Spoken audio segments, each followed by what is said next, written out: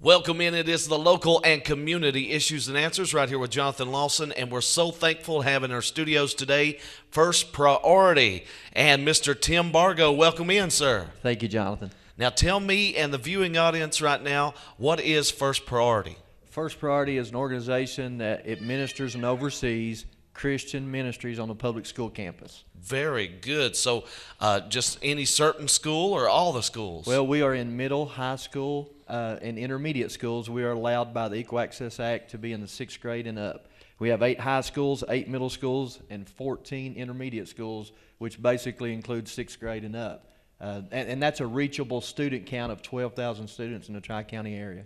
Now, what are some of the basics that you do at the First Priority meetings? We basically encourage and empower and equip our students to be able to lead the meetings. That's the difference in First Priority and other campus ministries, is that we get our student leaders to reach their peers. Now, we have coaches and we have faculty sponsors, and we've got some of those here with us today we'll talk to find a little bit more about their roles and responsibilities. But that's the key difference, is we encourage and equip and empower the students to reach their friends, to lead their meetings. It would look like a youth service on the public school campus. Oh, that is so powerful. Now, we got a gentleman here to our immediate right or left, and introduce yourself, sir.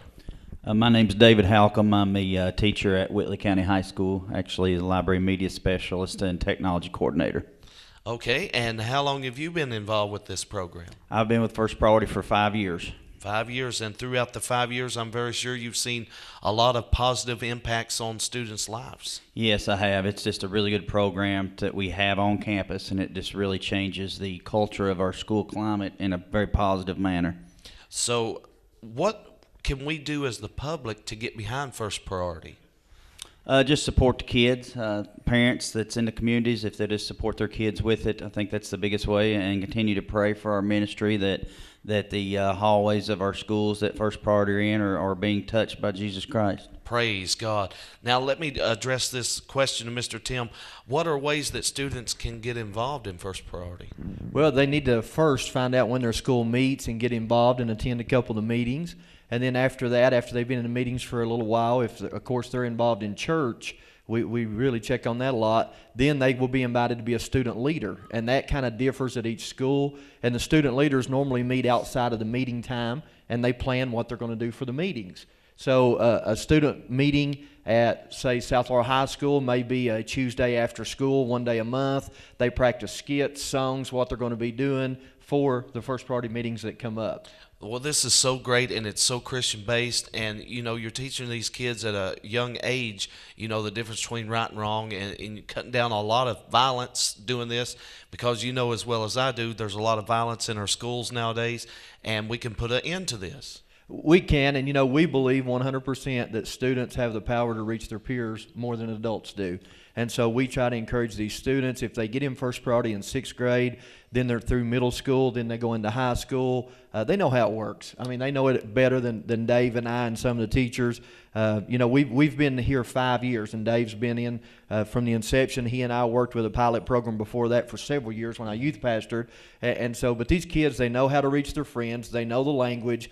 I got tired as a youth pastor of spiking my hair up red and walking through the halls with cool clothes on and trying to reach kids, when I figured out that students reach students. Exactly right. And Mr. Dave, let me ask you another question here. We got a lot of guys here with us today, and you all come together for one purpose, one course to really reach out to these students. Yeah, we really do, and it's that's the thing with First Priorities. It's a coordinated effort with the churches and the schools, and it gives us a way to communicate back and forth with those, and getting back to the students, reaching students. We call that positive peer pressure in our hallways there, and students do reach students. That's the best way to get them. But yes, it's very good atmosphere that creates in our school. So can churches sponsor First Priority?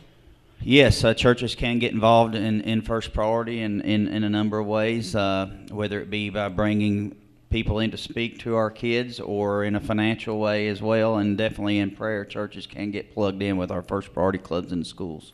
What are some goals that you guys would like to see with First Priority, reaching the student-wise?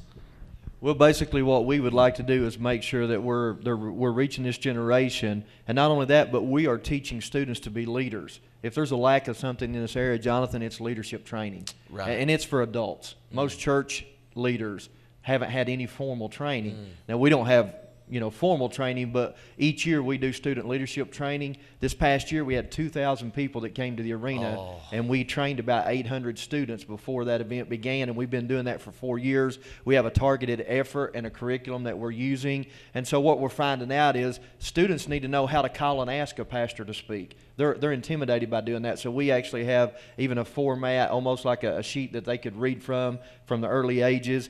We teach them to get up in front of their peers and to pray and to actually do devotions and do mini sermons, and we're giving them leadership training. And that's something that's real, and I think Dave can attest to that with his experience. He may have a story of a student he can share with us that he saw grow through the 4 years of First Priority.